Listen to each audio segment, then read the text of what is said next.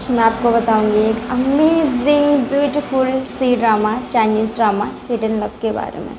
मतलब अगर आपने आज तक कोई भी चाइनीज़ ड्रामा नहीं देखा है तो आप इस सी ड्रामा को देखिए। It's just 10 on 10। Everything about this drama is so amazing, specially if you are into love story, any kind of love story. This is just everything. मतलब हर एक एपिसोड इस ड्रामे का है बहुत ही अमेजिंग, इतना ब्यूटीफुल कि बस आप सारे ड्रामे भूल जाओगे आपने आज तक जो देखे हैं बस। और it will stay in your mind for your love for a very long long time. तो स्टोरी स्टार्ट होती है गर्ल से जिसका नाम है शांगजी। उसका भाई होता है, उसके भाई का दोस्त होता है, उसको वो पसंद आता है। उस वक्त शांगजी जो होती है छोटी होती है। उसका जो भाई है उसके दोस्त से, जिसको उसका दोस्त जो शांगजी को पसंद है, उससे शांगजी 5 साल की छोटी है। 5 years का एज डिफरेंस है। तो स्टार्टिंग होती है कि शांगजी के स्कूल में उसको बुलाया जाता है कि अपने पेरेंट्स को लेके आओ। उसका थोड़ा सा कि वो सही से पढ़ाई पे ध्यान नहीं देती है, तो वो अपने भाई से बात करती है, उसका भाई मना कर देता है। फिर वो अपने भाई को मतलब परेशान करती है, तो वो कहती है अब तो मेरा भाई बिल्कुल भी नहीं जाएगा। तो अपने भाई के दोस्त को वो कन्विंस करती है कि आप चलो मेरे भाई बन के। तो वो उसके भाई बन के वहाँ जाता है इसके स्कूल में।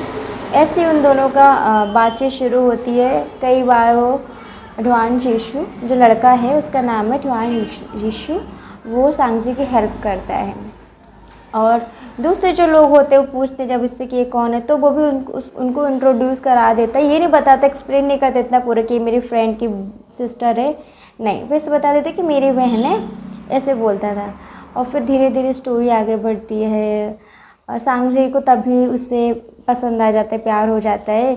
लेकिन वो बहुत ज़्यादा अजीब समझते बताना कि किसी को पता नहीं लग जाए कि तो ये समझे कि मैं वियर्ड में इतनी छोटी हूँ और मैं इससे प्यार कर रही हूँ।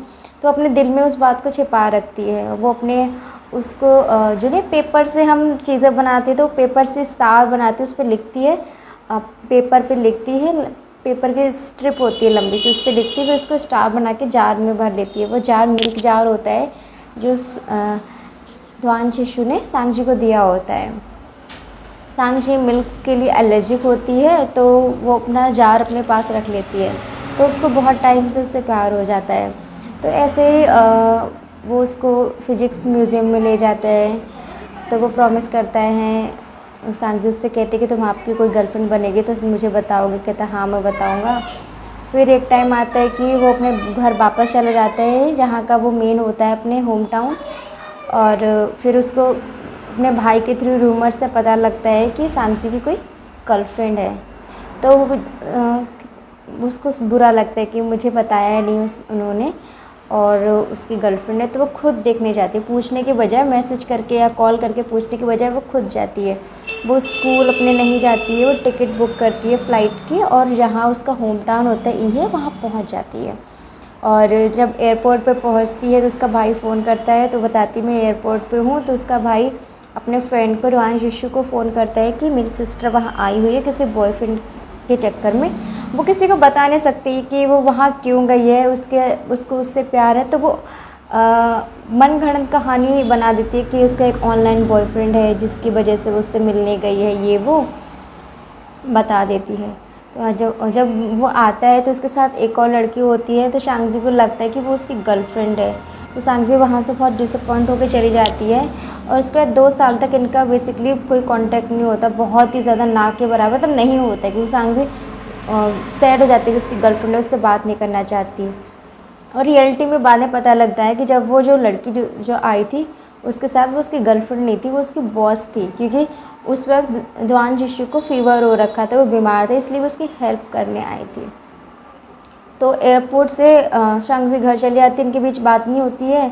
फिर ये उस बीच उससे पहले ये तैयारी कर रही होती है जहाँ ढुआन जीशु रह रहा होता है, उसके होम टाउन, वहाँ की यूनिवर्सिटी में अप्लाई करने की। तो बहुत पढ़ाई करती था कि उतने ग्रेड्स इसके आ सके, उतने नंबर आए कि वहाँ पे यूनिवर्सिटी उसको मिल पाए। तो 2 साल के बाद इसका यूनिवर्सिटी में एडमिशन हो जाती है, वहाँ जाती है। वहाँ जाने के बाद इसकी फिर से ढुआन जीशु से मुलाकात होती है। वो उसको बताता है कि तुम मुझे अवॉइड कुछ कर रही हो, फिर वो इसकी केयर करता है। फिर धीरे धीरे आपस में दोनों के बीच कुछ ठीक होने लगता है। उसको लगता है कि नहीं, मैं ही अवॉइड कर रही थी इसको।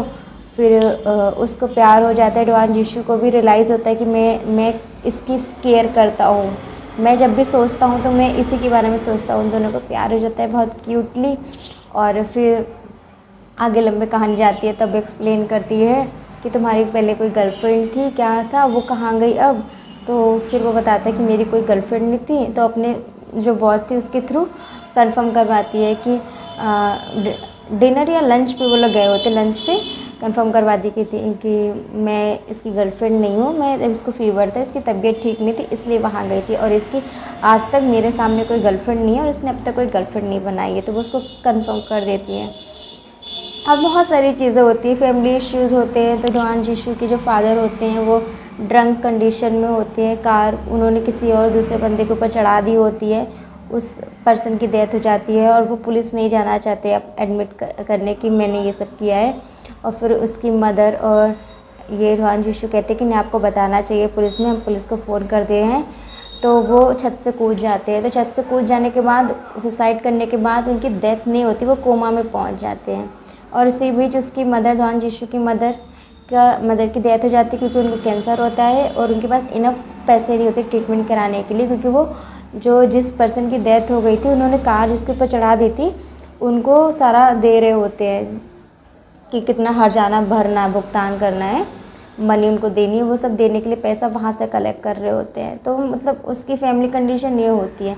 तो उस फैमिली कंडीशन में उस जो लड़की के फादर की डेथ हुई होती है, वो लड़की डोआन जीशू के पीछे पड़ी रहती है, हमेशा उसको बहुत ज़्यादा टॉर्चर करती है, बुली करती है। बेचारे ये उसको सारे पैसे दे देता है, फिर भी कहती है कि तुम एक ऐसे उसमें हो कि तुम कभी उसको नहीं भर सकते, ऐसे कर्ज में हो, इतना डेप्ट तुम्हारे पास है कि डेप्ट तुम उस भर को भर ही नहीं सकते हो। बहुत ज़्यादा टॉर्चर करती है।